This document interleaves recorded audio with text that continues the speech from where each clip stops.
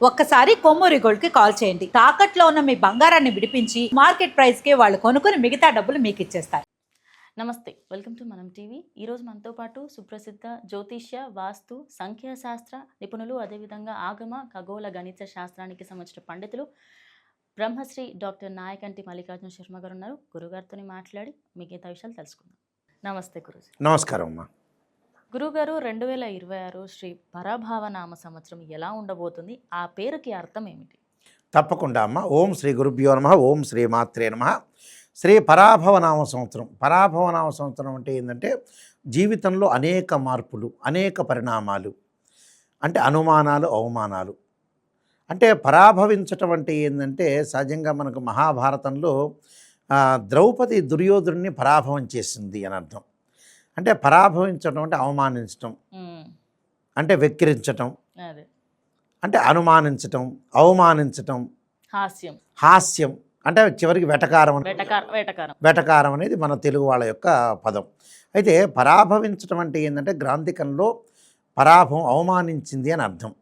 అంటే దీని యొక్క అర్థం అదే. అయితే గత విషయాలన్నీ కూడా నేను నెమరేసుకుంటూ ఆ పరాభవాలన్నీ కూడా మనం తెలుసుకొని చాలా జాగ్రత్తగా బంధువులతోటి, మిత్రులతోటి సఖ్యతగా ఉండి జాగ్రత్తగా ఉండవలసిన నామ సంవత్సరం ఏంటంటే శ్రీ పరాభవ నామ సంవత్సరం. అంటే ఎలాంటి పరాభవాలు జరగకుండా ఆ పరాభవానికి దూరంగా ఉండి మనం జాగ్రత్తగా ఉండాల్సిన నామ సంవత్సరం ఏంటంటే శ్రీ పరాభవ నామ సంవత్సరం. అది పరాభవ నామ సంవత్సరం అంటే అర్థం అదమ్మా. గురుగారు, మరి మొదటి రాశి అయినటువంటి మేషరాశికి శ్రీ పరాభవనామ సంవత్సరం ఎలా ఉండబోతుంది? ఆదాయ వ్యయాలు ఎలా ఉండబోతుంది? తప్పకుండా అమ్మ. శ్రీ పరాభవనామ సంవత్సరంలో మేషరాశి అంటే సహజంగా ఏంటంటే అశ్విని నక్షత్రం 1, 2, 3, 4 పాదాలు, భరణి నక్షత్రం 1, 2, 3, 4 పాదాలు, కృత్తికా నక్షత్రం 1వ పాదం కలిపి మనకు మేషరాశి అంటాం మనం. అంటే ఈ మేషరాశి వాళ్ళకి సహజంగా ఆదాయ వ్యయాల్లో చాలా అనుకూలంగా ఉండే ఫలితాలు ఎక్కువ ఉంటాయి.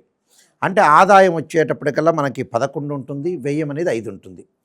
అంటే ఆదాయం అనేది అంటే ఇన్కమ్ అనేది 11 ఉంటే మనకి ఎక్స్పెండిచర్స్ అనేవి కూడా తక్కువగా ఉంటాయి, 5 అనేది ఉంటుందని. అంటే 6 రెట్ల ధనాన్ని వాళ్ళు పొదుపు చేసుకునే అవకాశం ఖచ్చితంగా ఉంటుంది. అంటే ఫైనాన్షియల్ పరంగా ఇన్కమ్ అనేది చాలా గ్రోత్ అవుతుంది, డెవలప్మెంట్ అయ్యే అవకాశాలు ఎక్కువగా ఉంటాయి. కాబట్టి ఇక్కడ ఏదైతే 11, 5 చాలా అనుకూలంగా ఉండే అవకాశాలు ఎక్కువ ఉంటాయి. అలానే రాజ్యపూజ్యం 2 ఉంటుంది, అవమానం 4 ఉంటుంది. అంటే అగౌరవం అనేది 4 ఉంటుంది, గౌరవం అనేది 2 ఉంటుంది. కాబట్టి ఇక్కడ ఆదాయ వ్యయాల్లో చాలా అనుకూలంగా ఉండే అవకాశాలు ఖచ్చితంగా ఉంటాయి. కాబట్టి ప్రతి దానిలో కూడా వీళ్ళు డెవలప్మెంట్ అయ్యే అవకాశాలు ఎక్కువ ఉంటాయి. అలానే చూ, చే, చోళ అనే అక్షరాలు, లీ, లూ, లేలో అనే అక్షరాలు, ఆ అనే అక్షరాలు గల వాళ్ళందరూ కూడా మేషరాశి జాతకులు అవుతారు. మేషరాశి వాళ్ళకి చాలా అద్భుతంగా ఉంటుందని చెప్పుకోవచ్చు.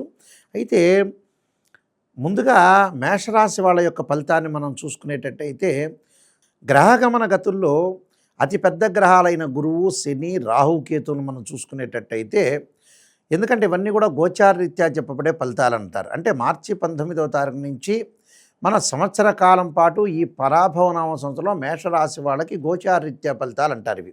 అంటే ఈ సంవత్సరం ఏ విధంగా ఉండబోతుంది, ఎలాగా నిర్ణయాలు తీసుకోవాలి. చాలామంది కూడా ఏం చేస్తుంటారంటమ్మా, పాజిటివ్ని ముందు తీసుకుంటారు. అసలు లోపం జరిగేది ఎక్కడంటే మనలో లోపాలను సవరణ చేసుకునేది మొట్టమొదటగా నెగిటివ్నే. అంటే శ్రేయ లోపం పెరుగుట పెద్ద విద్య, లోపం పెరిగిన వాడే పూర్ణుడు అవుతారంటారు మనం సహజంగా.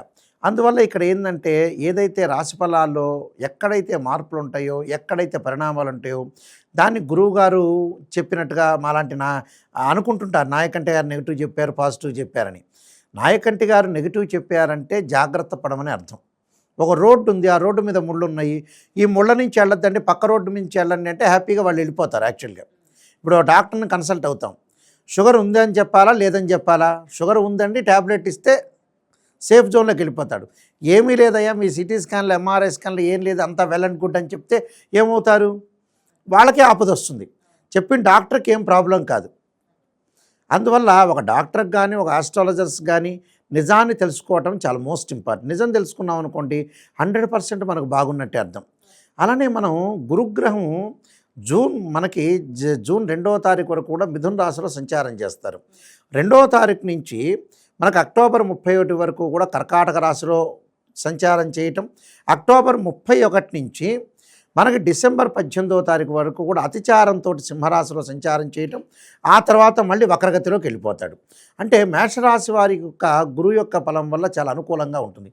ఎప్పటి నుంచి ఎప్పటి వరకు బాగుంటుంది అని అంటే సహజంగా జూపిటర్ ప్లానెట్ గురువు పంచమ స్థానంలోకి వస్తే అనుకూలంగా ఉంటుంది. పంచమ స్థానంలోకి ఎప్పుడు వస్తాడు అంటే సహజంగా మనకి అక్టోబర్ 31 నుంచి డిసెంబర్ 18 వరకు అనుకూలంగా ఉంటుంది.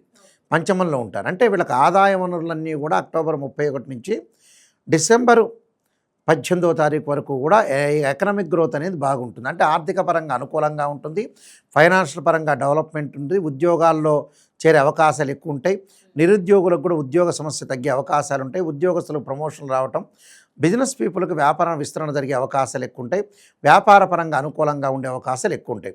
అంటే డెవలప్మెంట్ అయ్యే మార్గం అనేది బాగా ఎక్కువ ఉంటుంది, ఇన్కమ్ అనేది బాగా గ్రోత్ అయ్యే అవకాశాలు ఖచ్చితంగా ఉంటాయి.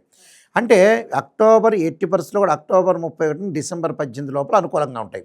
ఆ సమయంలోనే వాళ్ళు డబ్బులు సంపాదించాలి, వివాహాలు చేయాలి, ఆ సమయం అనేది అనుకూలంగా ఉండే అవకాశాలు ఎక్కువ ఉంటాయి. మిగతా టైంలో ఎలా ఉంటుందంటే కొద్దిగా డబ్బులు ఖర్చు అయ్యే అవకాశాలు ఎక్కువ ఉంటాయి. నేను చెప్పాను కదా 11 ఆదాయం 5 ఖర్చుని, అంటే 6 రెట్లు తేడా రావడానికి 6 రెట్లు ఇంకా, అంటే 6 రెట్లలో మధ్యలో డిఫరెన్స్ ఉంది. అంటే 11 - 5 అంటే 6, అంటే 6 ప్రాఫిట్ ఉంటుంది అని అర్థం. ఈ 5 కూడా ఎందుకు ఖర్చు అవుతుందంటే జూన్ 2 దగ్గర నుంచి అక్టోబర్ 31 వరకు వివాహ శుభకార్యక్రమాల్లో పాల్గొనటం, శుభకార్యక్రమాలు చేసే అవకాశాలు బాగా ఎక్కువ ఉండటం ఒకటి, అలానే వాహన ప్రాప్తి, వాహనాలు కొనుగోలు చేయటం ఒకటి, అగ్రికల్చర్ ల్యాండ్ కొనుగోలు చేసే అవకాశాలు బాగా ఎక్కువగా ఉంటాయి. అంటే ఈ మధ్యలో కాలంలో చాలా అనుకూలంగా ఉండే అవకాశాలు ఎక్కువ ఉంటాయి అక్టోబర్ 31 నుంచి. కాబట్టి కొద్ది డబ్బును పొదుపు చేసుకోండి. ఉన్న కార్యక్రమాలు అనేవి పెండింగ్లో ఉండే ప్రాజెక్టులన్నీ వీళ్ళు పూర్తి చేసే అవకాశాలు ఖచ్చితంగా ఉంటాయండి. పెండింగ్లో ఏదైతే ఉంటుందో ప్రాజెక్టులన్నీ కూడా ఖచ్చితంగా పూర్తి చేసే అవకాశాలు ఎక్కువ ఉంటాయి. అలా శని యొక్క బలం వల్ల ఏం జరుగుతుంది అంటే ఈ రాశి వారికి ఏంటంటే సహజంగా మేషరాశి వాళ్ళకి నేను ఇందాక గురువు చెప్పాను, పంచమ స్థానంలో వస్తేనే అనుకూలంగా ఉంటాడు. అంటే వ్యయాధిపతి జాతకపరంగా భాగ్యాధిపతి అయిన గురువు పంచమ స్థానంలో అక్టోబర్ 31 నుంచి వీళ్ళకి ఎప్పుడు వస్తుంది అంటే డిసెంబర్ 18వ తారీఖు వరకు వస్తుంది. అప్పటి వరకు గురుబలం అనేది చాలా అనుకూలంగా ఉంటుంది అని అర్థం.